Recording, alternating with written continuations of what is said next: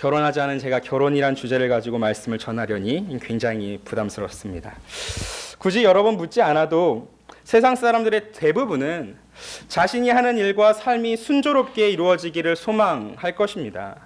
그리고 이 순조롭다는 말은 영어로 스무스처럼 이 부드럽다라는 뜻을 가지고 있는데 국어 사전에서는 일 따위가 아무 탈이나 말썽 없이 예정대로 잘 되어가는 상태라고 정의합니다. 쉽게 말하면 사람이 하고자 하는 일들이 어떤 갈등이나 다툼 없이 무리 없이 원만하게 흘러가는 것을 바로 순전함이다라고 이야기하는 것이죠.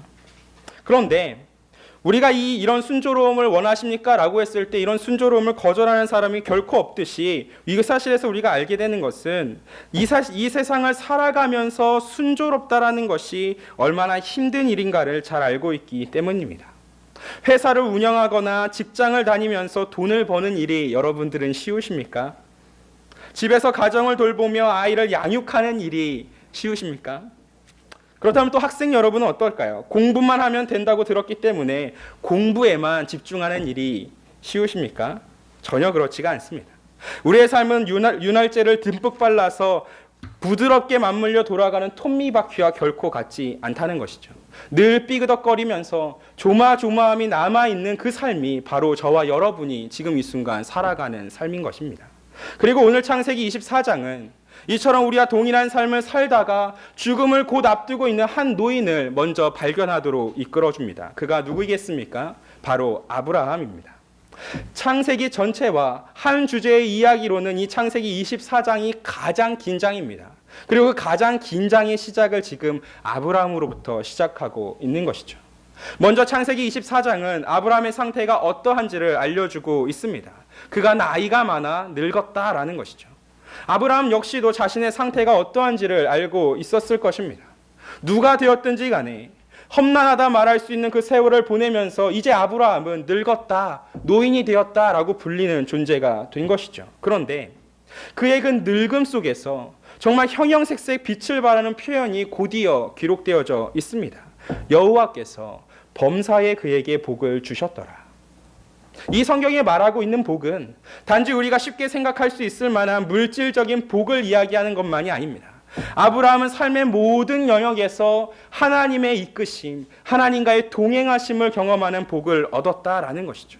비록 아브라함이 중간중간에 부족한 모습을 보여주기도 하고 또한 넘어지기도 했지만 끝내 이 아브라함은 하나님이 주시는 그 놀라운 복 가운데서 평안함을 누리고 있다는 것입니다. 그런데 그렇게 이 평안한 아브라함의 마음을 조금은 불안하게 만드는 또 조금은 흔들리게 만드는 일 한 가지가 남아 있었습니다. 사랑하는 독자 이삭의 결혼 문제였던 것이죠.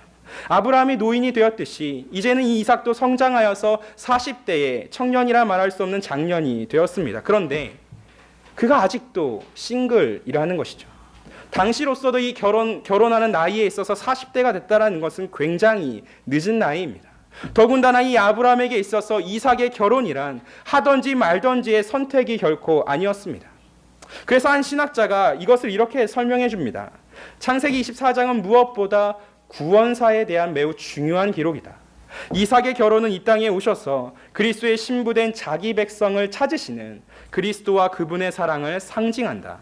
따라서 이삭을 위해 준비될 신부는 특별한 주의를 기울여 선택되어야만 했다. 그를 통해 하나님의 언약을 따라 세상의 모든 이가 복을 받게 될 메시아가 오실 것이기 때문이다. 말하자면 이삭의 결혼은 예정된 하나님의 백성을 구원하시기 위한 하나님의 구원사, 구속사, 구원 역사라는 것입니다. 그래서 이 이삭의 결혼만큼이나 더 중요한 결혼은 없다고 말해도 과언이 아닙니다. 더불어서 이를 통해서 우리가 발견하게 되는 중요한 사실 한 가지는 신자의 모든 결혼 역시 하나님 앞에서 매우 특별히 중요하다라는 사실입니다. 하나님은 창세기 24장에서 이 이삭의 결혼을 통해 세상의 모든 영역을 다스리시는 하나님의 섭리를 알려주기를 원하십니다. 즉 신자들을 향하여서 진실로 순조로운 삶이 무엇인지를 바로 이 결혼 문제를 통하여 보이신다라는 말씀인 거죠. 왜 그러실까요? 비록 신자가 이 땅을 믿음을 갖고 살지만 때로 이 마음속에서 일어나는 그 모든 의심들과 걱정들과 근심들을 전부 다 막아낼 수 없기 때문입니다. 하나님의 섭리를 알고 그래서 하나님의 섭리 앞에 자신을 맡기면서도 여러 가지로 찾아오는 상반되는 그 생각들 속에서 가슴이 자꾸만 파도치기 때문입니다. 믿음이 우리들의 마음을 안정시켜주고 우리로 하여금 이 삶을 인내심을 가진 채 하나님을 기다리며 살 수 있게는 해주지만 그렇다고 해서 결코 아무 걱정이나 근심이 생기지 않게 하는 것은 아니다라는 의미죠. 따라서 하나님은 지금도 불안한 기대감을 가지고 인내심을 온전히 발휘해야만 하는 그러한 당신의 백성들을 향하여서 내가 너와 함께 하심으로부터 임하는 순조로움이 무엇인가를 깨닫기를 원하신다라는 것이죠. 아브라함은 이삭이 갖고 있는 이 중대함이 무엇이었는지를 매우 잘 알고 있었습니다. 그래서 자신이 가장 신뢰할 수 있는 한 사람, 집안의 모든 소유를 맡고 있었던 늙은 종을 불렀습니다. 어떤 사람들은 이 늙은 종을 창세기 15장에 등장했던 엘리에셀이라고 이야기하지만 이것은 정확한 해석은 아닌 것 같습니다. 그럼에도 한 가지 분명한 사실은 아브라함에게 있어서 그 늙은 종은 이런 중대한 문제를 선뜻 맡길 수 있을 만한 관계였다라는 것이죠. 자신 앞에 찾아온 이 늙은 종을 향하여 아브라함이 이렇게 이야기합니다. 우리 2절과 3절과 4절 말씀 한번 같이 읽겠습니다. 2절부터 4절까지입니다. 시작. 아브라함이 자기 집 모든 소유를 맡은 늙은 종에게 이르되 청하건대 내 허벅지 밑에 내 손을 넣으라. 내가 너에게 하늘의 하나님 땅의 하나님이신 여호와를 가리켜 맹세하게 하노니 너는 내가 거주하는 이 지방 가나안 족속의 딸 중에서 내 아들을 위하여 아내를 택하지 말고 내 고향 내 족속에게로 가서 내 아들 이삭을 위하여 아내를 택하라. 아브라함은 지금 늙은 종에게 온 하늘과 땅의 하나님을 향해 맹세를 시키고 있습니다. 구약과 신약에서 맹세라는 것은 매우 엄숙한 것입니다. 아무 때나 함부로 할 수 있는 것이 아닙니다. 서로의 생명을 걸어서 지키겠다라는 의미를 담고 있는 것이 바로 이 맹세이기 때문입니다. 더구나 지금 아브라함이 종을 향하여 맹세하라는 대상이 누구였습니까? 온 하늘과 온 땅의 하나님이셨습니다. 하나님이 증인이시고 우리 맹세의 재판관이 되신다라는 의미입니다. 섣불리 대답했다가는 그리고 이 맹세를 지키지 못했다가는 하나님의 진노를 받음이 매우 불보듯 뻔한 일이었습니다. 그리고 아브라함은 여기서 한 걸음 더 나아가서 내 허벅지 밑에 내 손을 넣으라고 요청합니다. 고대 근동에서 맹세라는 것은 한 손에 어떤 신성한 물건을 짐으로써 체결되고 완성되는 일입니다. 성경이 말한 이 허벅지는 사실 이 남자의 성기에 대한 완곡한 표현이었습니다. 아브라함은 지금 일상적인 요구를 하는 것이 아니라 자신과 후손들의 생명에 근원되어지는 이 허벅지를 내어줌을 통하여서 맹세의 중요성이 얼만큼 큰 것인가를 강조해주고 있는 것이죠. 그렇다면 이렇게 중요한 맹세의 내용이 무엇이었습니까? 이삭을 위하여서 이 지방 가나안 족속의 딸들 중에 한 명이 아니라 내 고향 내 족속의 딸들 중에 한 명을 택하여 아내를 삼아 오라는 것이죠. 사실 이 말이 얼핏 들으면 별거 아닌 것처럼 느껴질 수 있습니다. 뭐 어려운 일이라고 이렇게 분위기 잔뜩 잡고 이야기하나 싶기도 합니다. 그런데 우리가 이것을 조금만 더 깊이 생각해 보면 지금 아브라함은 말도 안 되는 요구를 하고 있는 것이죠. 창세기 12장에서 하나님께서 이 아브라함에게 했던 부르심은 다 버려두고 너는 떠나오라라는 것입니다. 아브라함은 그리고 그 부르심을 따라서 약 900km의 여정을 통하여 가나안 땅에 도착했습니다. 그리고 그 이후에 70년간을 이 가나안 땅에서 나그네로 살았어야만 했습니다. 그리고 가나안 땅을 주시겠다는 이 약속의 성취는 이 나이가 들었음에도 불구하고 안에 사라를 묻을 때 샀었던 그 조그만 땅덩이가 전부였습니다. 그 삶이 얼마나 어려웠었는지 누구보다도 이 아브라함이 잘 알고 있을 것입니다. 그런데 지금 이 순간 자기와 같은 이 동일한 삶을 살 수 있는 사람, 그 이삭의 아내가 될 수 있는 사람을 찾아오라고 지금 요구하고 있는 것이죠. 남편 된 사람에 대한 정보도 미약하고 그조차도 처음 보는 사람의 설명 그 하나만을 듣고서 온 가족과 삶의 터전을 뒤로 한 채 떠나올 수 있는 여자가 몇 명이나 있겠습니까?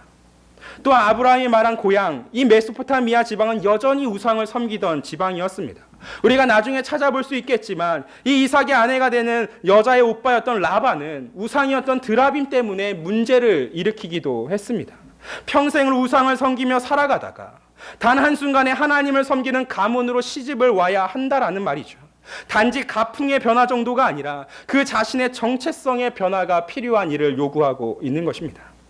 만약 여러분이었다라고 한다면 기꺼이 이삭의 아내가 될 수 있겠다 결심할 수 있으시겠습니까? 그래서 너무나도 당연하게 이 종이 아브라함에게 이렇게 물어보고 있습니다.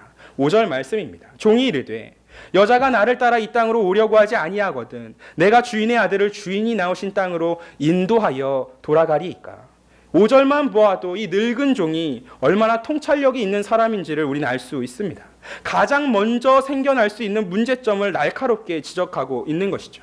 여자가 원하지 않으면 어떻게 해야 합니까? 이삭을 데리고 고향으로 돌아가야 하는 것입니까? 늙은 종은 아브라함의 말도 안 되는 요구에 반항하기 위하여서 그런 질문을 던지고 있는 것이 아닙니다. 자신 역시도 이 아브라함의 요구 속에 담겨 있는 그 중요성을 알고 있어서 어떻게든 성취하고자 지금 던져진 질문인 것입니다. 그리고 아브라함은 이에 대해서 재차 강조하여 말합니다. 내 아들을 그리로 데려가지 말지니라. 아브라함은 지금 결혼의 목적과 이유가 하나님의 언약임을 믿고 있습니다.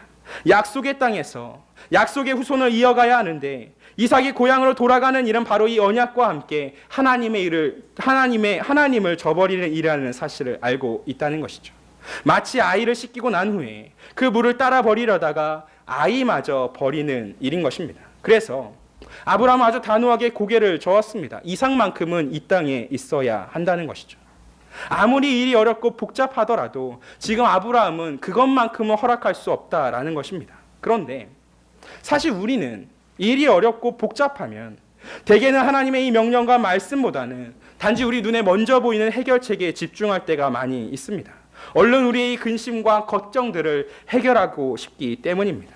하지만 지금 이 순간 아브라함은 결코 이 하나님을 잊어버리지 않았습니다. 지금까지 자신의 70년의 삶을 통하여 배워온 것이 바로 그것이었기 때문입니다. 어떤 난관이 있더라도 하나님을 따라야 한다는 것. 그리고 그것이 바로 지금 이 순간 우리들이 배워야 할 교훈 중에 하나인 것이죠. 아브라함에 이어서 이제 늙은 종은 이 맹세시킨 일들이 중지되지 않아야 함을 깨달았습니다. 왜 그렇습니까? 7절이 바로 그 해답을 제시해주고 있기 때문입니다. 하늘의 하나님 여호와께서 나를 내 아버지의 집과 내 고향 땅에서 떠나게 하시고 내게 말씀하시며 내게 맹세하여 이르시기를 이 땅을 내 씨에게 주리라 하셨으니 그가 그 사자를 너보다 앞서 보내실지라. 내가 거기서 내 아들을 위하여 아내를 택할지니라. 늙은 종보다 앞서서 하나님께서 일하실 것을 아브라함은 믿었기 때문입니다. 반드시 하나님께서 약속을 이루시기자 이삭을 위한 아내를 준비했을 것이라는 확신을 갖고 있었습니다. 사랑하는 성도 여러분, 하나님은 절대로 거짓말쟁이가 아니십니다. 때문에 우리는 진실로 전적으로 하나님을 바라볼 수 있다라는 것이죠. 그리고 바로 이것에서 우리가 알아야만 하는 순조로움에 대한 비밀이 담겨 있습니다. 아브라함은 어떻게 보면 단지 이 믿음이라는 매우 단순한 조건 하나를 붙들고 엄청난 결단을 한 것입니다. 섭리하시고 인도하시는 그 하나님을 향한 그 믿음, 그 신뢰가 지금 이 순간 아브라함으로 하여금 세상에 의지하지 않고 하나님만을 붙들고 결단하게 만든 것입니다. 아브라함이 내건 이삭의 아내의 조건 역시도 바로 이것과 다르지 않았습니다. 이것저것 지금 조건 보면서 따지고 결정하려 하지 않았다는 것이죠. 물론 조건을 보면서 또한 조건을 이런저런 따져보는 것들이 맹목적으로 나쁘다는 의미는 아닙니다. 다만 그 조건보다 더욱더 중요한 하나님을 향한 믿음이 있는가를 보라라는 것이죠. 우상의 땅에서도 하나님께서 늙은 종을 통하여 전한 이 말씀을 듣고 그 말씀만을 붙들고 올 수 있는 여자를 택해야 한다라는 의미입니다. 우리도 이 땅을 살아가면서 아무리 온갖 것을 재고 보고 결정하면 우리로 하여금 결코 좋은 결과가 있을 것이란 생각을 할 때가 많이 있습니다. 그런데 정말 우리가 삶을 살면서 이것저것 보고 재봤는데 언제나 좋은 결과가 찾아왔었습니까? 그렇다고 이 일륜지세라 불리는 결혼 문제조차도 이렇게 마구잡이로 행해도 된다라고 말할 수 있겠습니까? 그러나 하나님이 오늘 이 시간에 우리를 통하여 주시는 가장 우선적인 조건이라는 것은 바로 믿음이다라는 것이죠. 오히려 이 시대의 불행이라는 것은 너무나도 많은 정보와 너무나도 많은 조건 때문에 제대로 결단하지 못한 채 망한다는 데 있는 것입니다. 믿음으로 보지 못하는 것을 보고 선택하고 그리고 그것을 따라올 수 있는 사람이 바로 배우자에 대한 제일 되는 조건이라 우리는 말해야만 하는 것이죠. 이 아브라함의 엄숙한 맹세를 따라서 늙은 종은 이제 낙타 10필과 함께 길을 떠났습니다. 물론 그 혼자만 떠난 것은 아닙니다. 우리가 나중에 성경을 읽다 보면 여러 사람들과 함께 했음을 발견할 수 있습니다. 그렇지만 이 중대한 일의 선택과 결정은 하나님과 아브라함 앞에서 맹세했던 이 늙은 종의 몫이었습니다. 얼마나 이 늙은 종이 부담스러워 했을까요? 까딱 잘못하면 아브라함의 집안만이 아니라 인류의 구원 문제가 비록 그 자신은 몰랐다 할지라도 어그러질 수 있는 것입니다. 아브라함이 마련해준 결혼 지침감을 이만큼 가지고서 메소포타미아로 가는 길 내내에 내가 이것을 어떻게 해결해야 할지를 고민을 했을지도 모르겠습니다. 왜냐하면 현실적으로는 어떠한 보증 하나 없이 오직 그 하나님의 인도하심만을 받아야 했기 때문입니다. 그리고 드디어 이 나홀의 성에 이르게 되었습니다. 우리 11절 말씀 한번 같이 읽어보겠습니다. 시작. 그 낙타를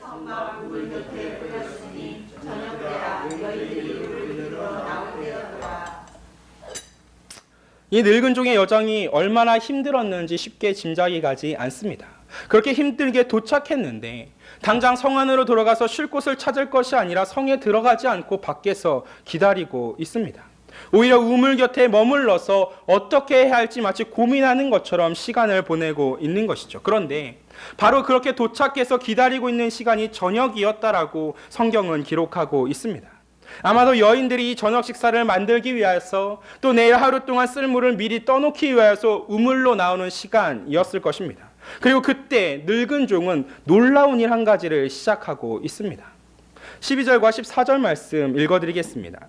그가 이르되 우리 주인 아브라함의 하나님 여호와여 원하건대 오늘 나에게 순조롭게 만나게 하사 내 주인 아브라함에게 은혜를 베푸시옵소서. 성중 사람의 딸들이 물길이로 나오겠사오니 내가 우물 곁에 서 있다가 한 소녀에게 이르기를 청하건대 너는 물동이를 기울여 나로 마시게 하라 하리니 그의 대답이 마시라 내가 당신의 낙타에게도 마시게 하리라 하면 그는 주께서 주의 종 이삭을 위하여 정하신 자라 이로 말미암아 주께서 내 지인에게 은혜 베푸심을 내가 알겠나이다. 뭘 어떻게 해야 할지도 도무지 모르겠고 또 힘든 여정 속에서 몸은 몸대로 지쳤다고 했을 때 여러분이 보여줄 수 있는 다음 행동은 주로 어떤 것입니까? 저 같은 경우는 일단 침대로 뛰어드는 것이 일반적인 것입니다. 그런데 지금 늙은 종은 그런 상황인데 기도하고 있습니다. 제가 놀랍다고 표현한 이유가 이것입니다. 우리가 순조롭게라는 이 부분 가운데 해석할 수 있는 두 번째 사실은 바로 기도에 달려 있다는 것이죠. 수많은 신자들이 삶에 짓눌린 채 한숨 쉬듯이 다 자주 이렇게 이야기합니다. 목사님, 기도가 안 됩니다. 기도한다고 달라지는 것도 없고 차라리 그냥 피곤하니까 한숨 더 자는 게 나을지도 모르겠습니다. 그런데 이런 한탄 가운데 제가 아니라 종교개혁자인 뉴턴은 이렇게 대답해 주었습니다. 형제여, 기도가 되지 않는다고 하나님께 기도하십시오. 물론 이 늙은 종의 기도가 바른 기도라 할 수도 없고 보편적인 우리가 따라야 할 기도의 원리라고 할 수도 없지만 하지만 중요한 사실이 무엇입니까? 바로 그가 기도했다라는 것이죠. 어려운 상황과 문제이기 때문에 오히려 하나님께 나아가 기도했다라는 것입니다. 우리의 생각대로 하나님 이렇게 해주세요, 하나님 저렇게 해주세요라는 이 기도는 결코 옳은 기도가 아닌 것입니다. 더불어 말씀의 확실함에 기대지 않은 채 모호하게 하는 기도도 우리는 옳지 않음을 분명히 알고 있습니다. 그러나 그럼에도 불구하고 이 종의 기도가 인정받을 수 있는 것은 성령 하나님께서 내적으로 그 마음을 인도하신 가운데 온전히 따랐던 기도였다라는 것입니다. 하나님께서는 자신의 백성들에게 이 은혜를 베푸시고자 할 때에 성도들의 마음을 어떻게든지 간에 그 은혜의 자리로 인도하여 주십니다. 하나님의 말씀에서 벗어나게 하시는 것이 아니라 오히려 이들의 기도를 매만져 주심을 통하여서 그들 스스로 자신의 기도를 하나님의 뜻에 맞추어 갈 수 있도록 인도해 주시는 것이죠. 종은 절대 하나님의 뜻보다 자신의 뜻을 먼저 내세우는 기도를 한 것이 아닙니다. 왜냐하면 이 순조롭게 만나게 하사라는 이 표현이 능동, 즉 자신이 스스로 무언가를 하겠다는 것이 아니라 수동, 누군가 나에게 해주신다면 그것을 따르겠다라는 의미가 있기 때문입니다.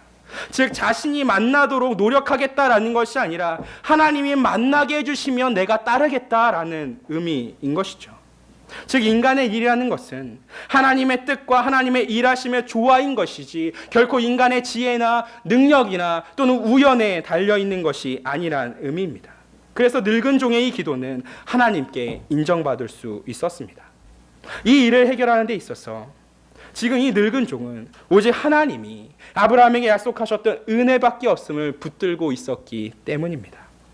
늙은 종은 기도하며 물을 기르러 나오는 여자들을 한 명 한 명 주목해 보았습니다. 그리고 우물에서 물을 기르러 나오는 한 여자를 바라보고 곧바로 그를 향하여 냈다 달려갔습니다.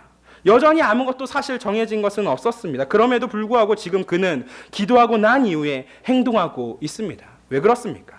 우리가 한 이 믿음의 기도에는 반드시 행동이 수반되어져 있기 때문입니다. 그리고 물동이를 지고 나오니 여자에게 이렇게 요청합니다. 부탁하건대 내 물동이의 물을 조금만 내게 주어 마실 수 있게 해주겠습니까? 한번 생각해 보십시오. 약 900km의 여정을 마쳤습니다. 비록 당시에는 귀한 낙타 10마리나 끌고 왔다고는 하지만 그 사막과 어려운 땅을 건너가면서 이 행색이 얼마나 꾀죄죄했을까요? 잘 봐줘도, 아무리 좋게 봐줘도 거짓골을 면할 수가 없는 것이죠. 더군다나 이 물동이에 담겨진 물이라는 것은 결코 쉽게 퍼올려온 것이 아닙니다.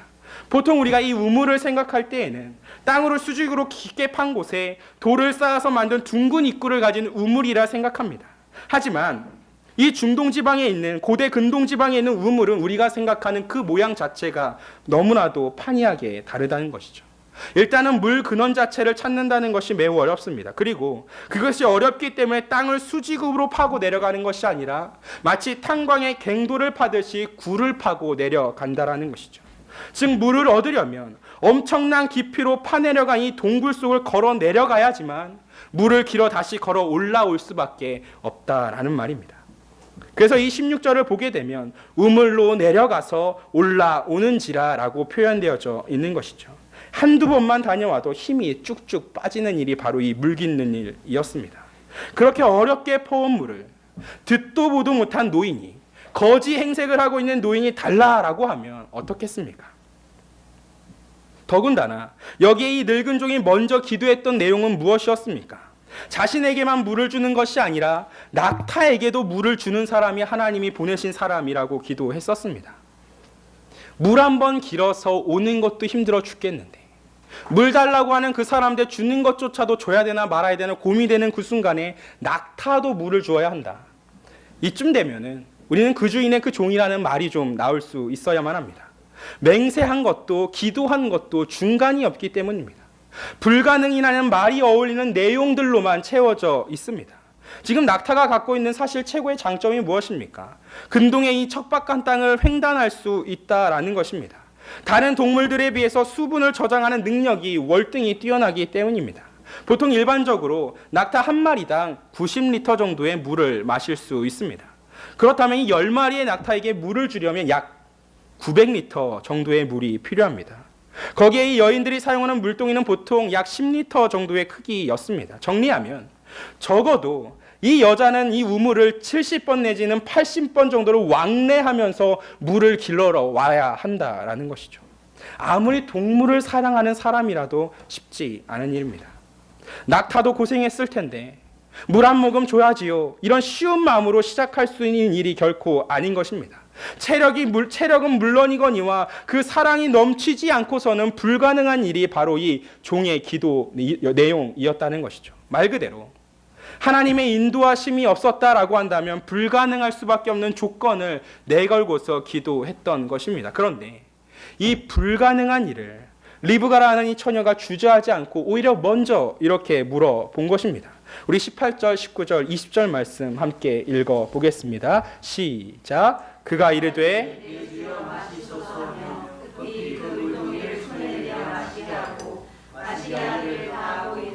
당신의 낙타를 위하여서도 물을 길어 그것들도 배부르게 마시게 하리이다 하고 급히 물동이의 물을 구유에 붓고 다시 기르려고 우물로 달려가서 모든 낙타를 위하여 깃는지라. 아마도 리브가가 낙타에게 물을 마시는 모습을 늙은 종은 오랜 시간 곁에서 지켜보았을 것입니다. 하나님께서 자신에게 진실로 평탄한 길, 진실로 순조롭게 만나게 하셨는가를 가늠하기 위해서였을 것입니다. 그런데 저와 여러분들은 이미 이 말씀을 통하여서 하나님께서 늙은 종의 이 기도에 응답하셨음을 알고 있습니다. 이미 하나님께서는 그의 기도가 끝나기 전에 응답하셨다라고 기록되었기 때문이죠. 말을 마치기도 전에 리브가가 나오니 하나님의 응답이라는 것이 늘 언제나 이런 것입니다. 그때 당시에는 진실로 이 하나님의 동행하심과 은혜가 있었는가를 우리는 결코 모를 때가 많이 있습니다. 내 삶에 순조로개가 없다 생각하며 하나님 앞에 오히려 원망하고 불평할 때가 있는 것입니다. 그런데 하나님은 항상 생각지도 못한 방법과 시간 속에서 우리를 위하여 역사하신다는 것입니다. 항상 가장 선하시고 자비하시고 은혜가 넘치시는 그분의 순조로움을 우리에게 허락해 주신다라는 것이죠. 따라서 신자는 앞으로는 하나님을 바라보며 또한 뒤로는 자신을 돌아보며 사는 존재여야 한다라는 것입니다. 왜냐하면 우리가 깨닫는 이 하나님의 은혜라는 것은 우리의 앞에서 먼저 깨달아질 수 있기보다는 우리의 뒤에서 깨달아질 수 있는 일이기 때문인 것이죠. 아마 이런 사실을 세상은 결코 이해하지 못할 것입니다. 지금 당장 답답하고 지금 당장 어려운데 내 앞에 지금 놓여있는 이 믿음이라는 것이 무슨 소용이 있고 내가 지금 이 순간은 기도가 웬 말이냐고 비웃을 것이 마땅하기 때문이죠. 그런데 그럼에도 불구하고 신자는 결코 그곳에서 흔들리지 말아야 하는 것입니다. 왜 그렇습니까? 우리가 경험해야 하는 현실의 참된 순조로움이라는 것은 바로 이 하나님의 이 이끄심, 이 하나님의 섭리하심에 온전히 달려있기 때문입니다.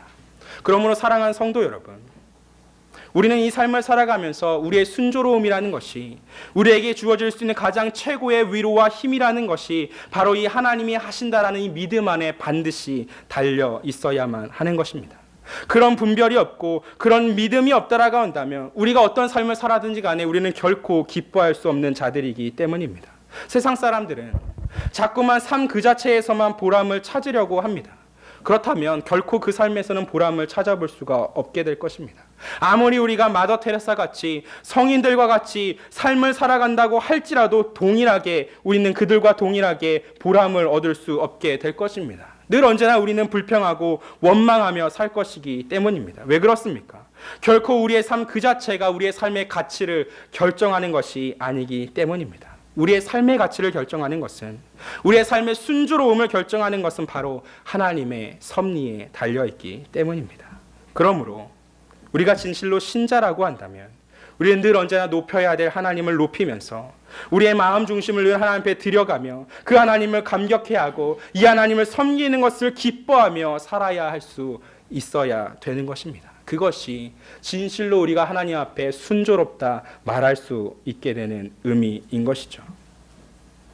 그러므로 사랑하는 성도 여러분, 어쩌면 지금 이 순간 여러분들이 지금 살아야 되는 이 삶의 자리가 하나님을 섬길 수 있는 가장 영광스러운 자리인지를 여러분들은 반드시 믿으셔야만 하는 것입니다. 여러분이 어떤 직장에 있든지 간에, 어떤 가정에 있든지 간에, 그 어떤 삶의 영역 속에 있는지 간에 우리와 함께 하시는 하나님을 발견하고 하나님을 영화롭게 하는 것이 진실로 우리의 삶을 순조롭게 만들 수 있는 것이기 때문입니다.